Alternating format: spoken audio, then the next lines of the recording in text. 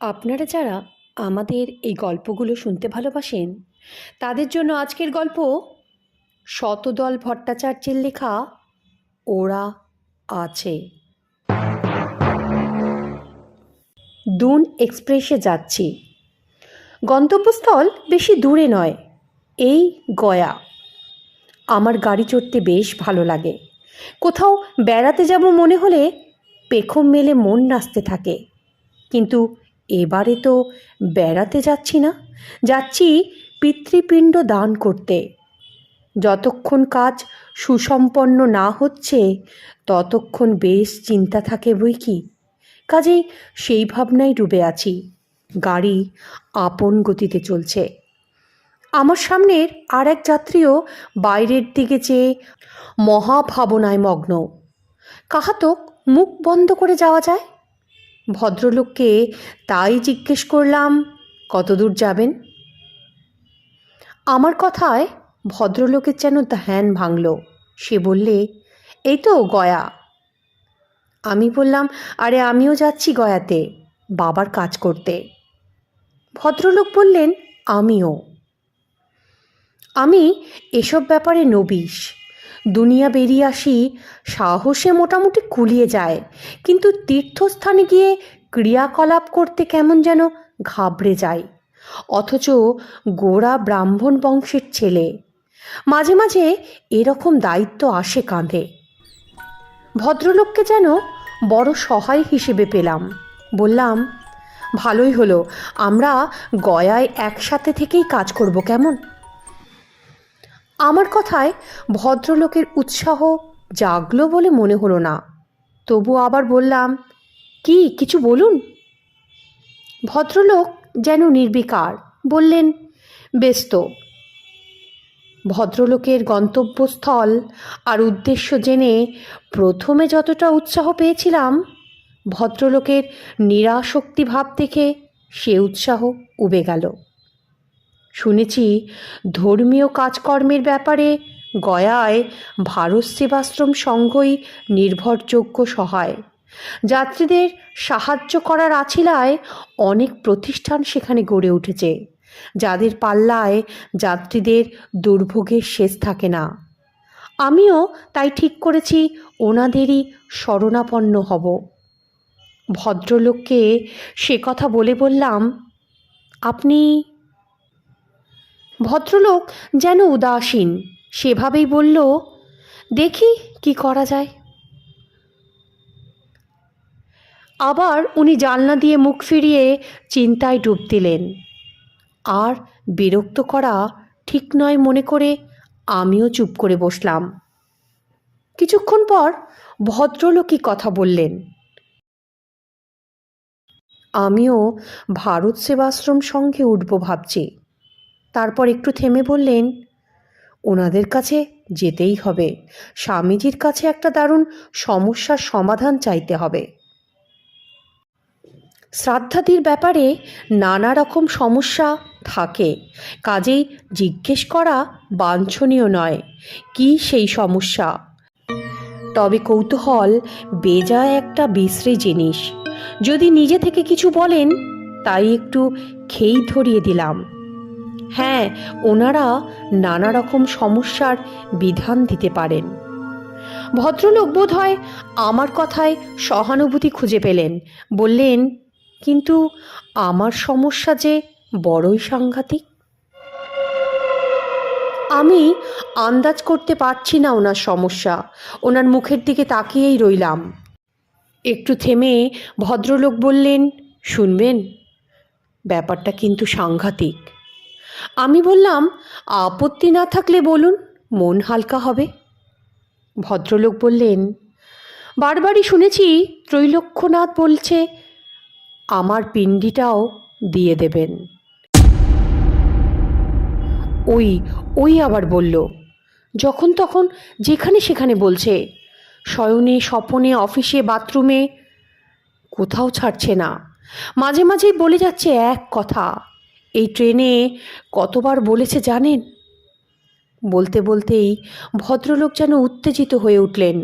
কোথায় যেন আমার গোড়ায় দেখা সেই চিন্তামগ্ন মানুষটা, এই মানুষটার চোখ বড় বড় হয়ে উঠেছে, মনটা তার অস্থির, দেখেই বোঝা যাচ্ছে। ওনার অবস্থা দেখে আমিও যেন কেমন হয়ে গেলাম। বললাম, কে এই ত্রৈলোক্যনাথ? তেমনি উত্তেজিত হয়ে ভদ্রলোক বললেন, কি করে জানবো কে ওই ত্রৈলোক্যনাথ?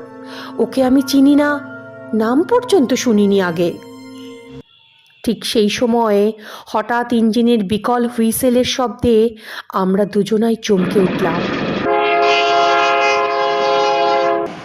কামরার অন্য যাত্রীরা নিশ্চয়ই আমাদের মতো চমকে ওঠেননি, কারণ তারা এমন সাংঘাতিক ব্যাপার নিয়ে আলোচনা করছিলেন না নিশ্চয়ই।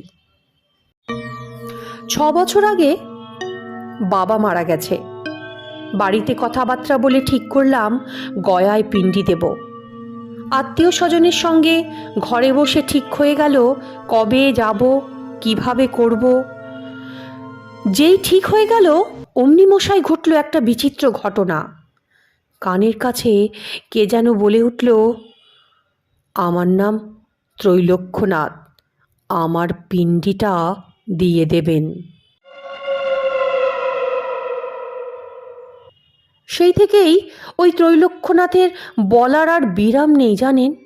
যখন তখন আমায় বিরক্ত করছে, বলছে আমার নাম ত্রৈলোক্যনাথ, পিণ্ডিটা দিয়ে দেবেন।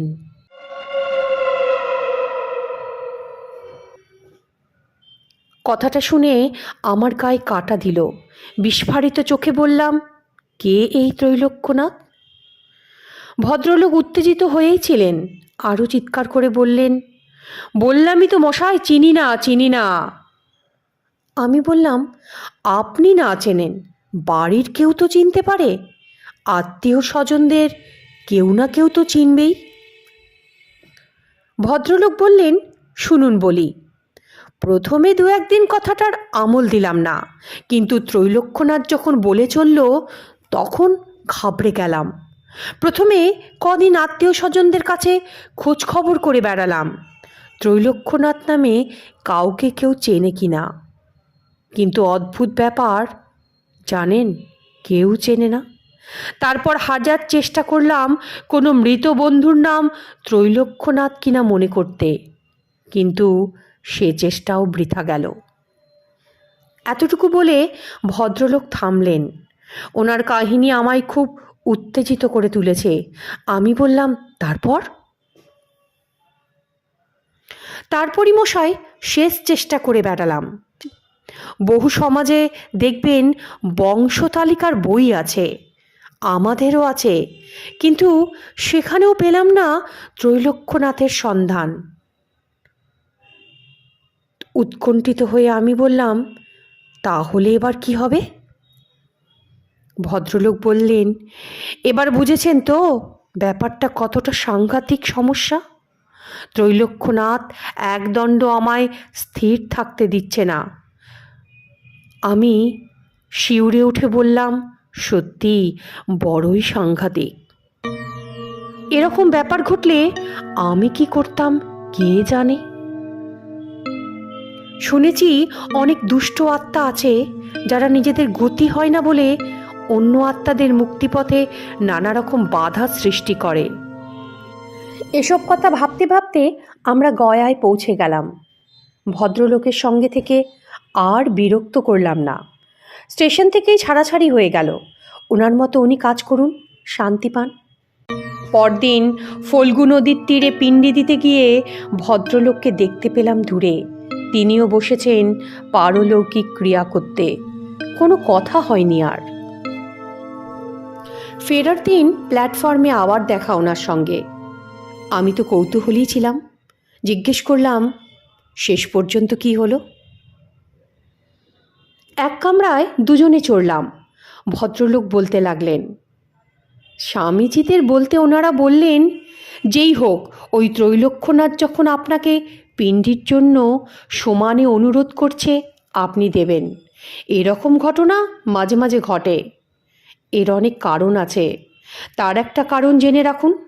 উনি আপনার অন্য জন্মের কোনো পরিচিতি হতে পারেন, যার এখনো কোনো গতি হয়নি। সাধু সন্ন্যাসীদের কথায় অবিশ্বাস করি কি করে বলুন তো? তাছাড়া নিজের কানকেই বা অবিশ্বাস করি কি করে? আমি বললাম, ঠিকই তো, তা আপনি কি করলেন? হঠাৎ করেই ভদ্রলোক যেন শিউরে উঠল। তারপর বলল, মশাই বলবো কি, ফল্গু নদীর তীরে বসেছি পিতৃপিণ্ড দান করতে। বুঝতে পারছি ত্রৈলোক্যনাথ আমার গা ঘেঁষে বসেছে। কি বিপদ বলুন তো? তার নিঃশ্বাস পর্যন্ত আমার গায়ে লাগছে, আমি বুঝতে পারছি। তখনও বলে যাচ্ছে মাঝে মাঝে, জানেন, আমার পিণ্ডিটা দিতে ভুলবেন না কিন্তু। পুরোত মশাইকে বললাম ত্রৈলোক্যনাথ আমার গায়ে গা লাগিয়ে বসে আছে। উনি বললেন, ঠিক আছে, ঘাবড়াবার কিছু নেই। ভদ্রলোক ধীরে ধীরে বলছেন, আমি যেন ধৈর্য রাখতে পারছি না। ব্যগ্রভাবে জিজ্ঞেস করলাম, আপনি ওর পিণ্ডি দিলেন? ভদ্রলোক বলল, নিশ্চয়ই, শুধু দিলাম না, সে যে আগ্রহ সহকারে নিল তাও দেখলাম। ওনার কথা শুনতে শুনতে আমার চোখ তো স্থির হবার জোগাড়। ভদ্রলোক বলেন কি? কি দেখল সে? ভদ্রলোক নিজেকে একবার দেখিয়ে বললেন, দেখুন, আমার গায়ে কাটা দিচ্ছে এখনো। কি দেখলাম জানেন? দেখলাম শুধু দুটো হাত। যখন ত্রৈলোক্যনাথকে উদ্দেশ্য করে পিণ্ডি দিলাম, দেখলাম দুটো হাত যুক্ত অবস্থায় আমার সামনে পেতে ধরে আছে। আমার দেওয়া পিণ্ডি সে গ্রহণ করল। একটু থেমে ভদ্রলোক বললেন, আমি নিশ্চয় জানি দিনের গমগমে আলোয় এত লোকের মধ্যে ফল্গুর ধারে হলেও ভুল দেখিনি। ত্রৈলোক্যনাথ হাত পেতে ওর প্রাপ্য নিয়ে গেল। আর কথাও ঠিক, আমি ছাড়া এ দৃশ্য কেউ দেখেনি, দেখতে পারেও না। যা দেখেছিলাম পুরুত মশাইকে বললাম। উনি শুনে মোটেই আশ্চর্য হলেন না। বললেন, ত্রৈলোক্যনাথ পিণ্ডি পেয়েছে। আমি অধীর হয়ে বললাম, আর কি আগের মতো ত্রৈলোক্যনাথের কথা শুনতে পাচ্ছেন? এবার ভদ্রলোক দেখলাম বেশ শান্ত হয়ে বললেন, সেটাই আসল কথা, আর কিছু শুনছি না, বুঝেছেন? পিণ্ডি দেওয়ার পর থেকে আর আমি কিছু শুনতে পাচ্ছি না।